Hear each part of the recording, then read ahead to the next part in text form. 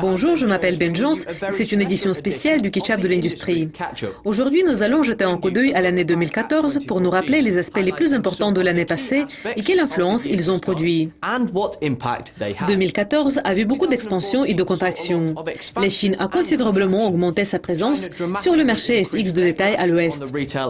Le rouble russe s'est effondré et la négociation a glissé dans une phase de la liquidité extrêmement basse et de la volatilité. Le début de 2014, en termes de l'activité FX, était en contraste à l'année précédente.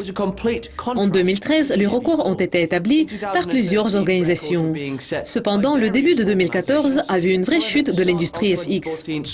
Toutefois, le début de l'année était très lucratif pour une autre industrie, le Bitcoin. Et au cours de l'année, nous avons vu une nouvelle expansion, comme le premier ATM de Bitcoin a été installé en Suisse, en Israël et dans certaines régions de l'Amérique du Nord.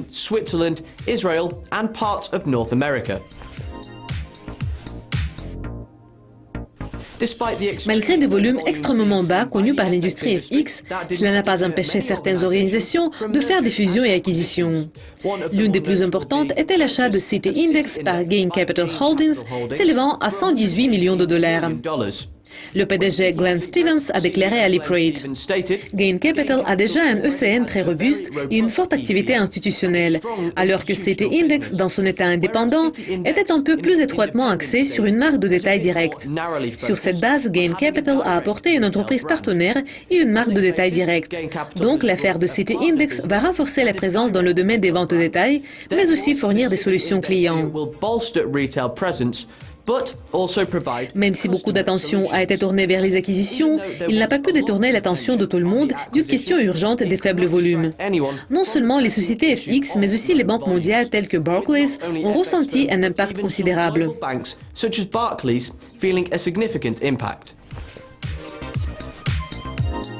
C'est seulement vers le mois de septembre qu'une certaine forme de normalité a été reprise et l'activité de négociation a commencé à progresser. Le volume mensuel de GMO Clicks du Japon a réussi à dépasser 1 trillion de dollars. FXCM a enregistré pour la première fois plus de 400 milliards de dollars en termes de volume de détail mensuel. Et Exness a enregistré 191 milliards de dollars en octobre. Et la Chine a continué son expansion. Elle a créé son premier service officiel de compensation en yuan à l'étranger, ayant choisi Sydney pour son emplacement. C'est tout pour la révision de l'année 2014 présentée par Dukascopy TV et Liprate.